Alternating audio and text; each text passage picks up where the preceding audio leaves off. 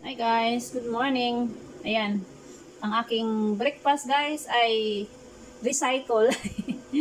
Bakit recycle guys? Kay yan, few days ago pa yan, tira-tira namin nung pumunta dito yung mga boss ko.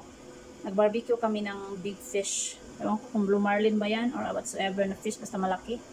So, hindi nila naubos yan guys, kaya yan yung lunch. Tapos nag-barbecue kami ng pork and chicken in the night time. So, ayan, ang ginawa ko guys, sinave ko sa fridge. So, ngayon ay matatawag ko yan na sinangag na rice with grilled fish. But, dahil sa sobrang lamig, ang gagawin ko guys ay ilalagay ko siya sa maliit na, actually, pwede na rin tong oven, pwede rin oven toaster kasi pwedeng magluto ng kung ano-ano dyan eh. Maliit na portion nga lang. So, ayan, andyan na yung rice, andyan na yung fish. So, di ba? O, ganyan ako magluto, guys. Di ba? So, iano ko yan ngayon, ilalagay ko nun sa maliit na oven toaster or make, oven na maliit. So, but may ilalagay ako dyan na timpla, guys. So, I'll show you. Uburan ko siya ng kaunting toyo. O, di ba? Tapos may Pilipo, Beryo, ano to guys, olive oil, isprayhan ko. Social yan guys. Spray lang yan guys. So, kita nyo, isprayhan ko. Social ng mga dato guys, iniwan man sa gas guys. So, yan, sinaw na guys sa olive oil. I-oven na natin, let's go! Tara guys, luto na, patakan dayo kanang sa manioy, toyo nga. Ang tawag nito, sabor. Bites ng breakfast ko, guys. Para may power ako sa aking mission today. Mauna guni akong plato, guys. Ako ra bitaw usara.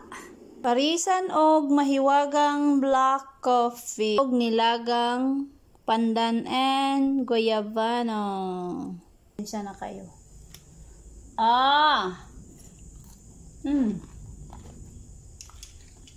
Ang sarap kayo yung leftover.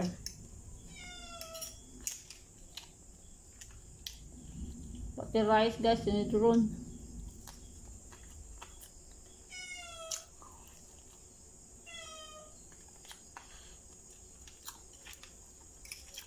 May naisip ako guys. Nga unta! Sarap ng ulam ko kay mga mabait kong boss, hindi inubos. Para meron akong pagkain matira.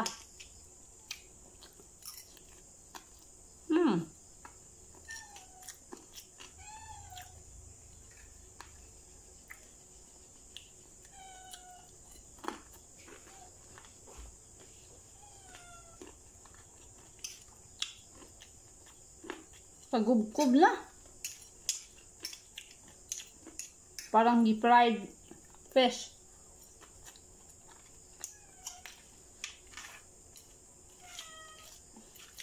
Thank you, ma'am. Sir. Few days ago pa na eh. Ngayon ko lang nakaon.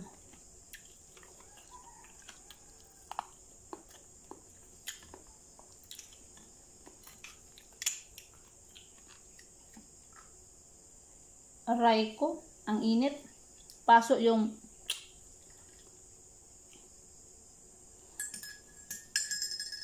Thank you for watching. Enjoy kayo sa breakfast nyo guys.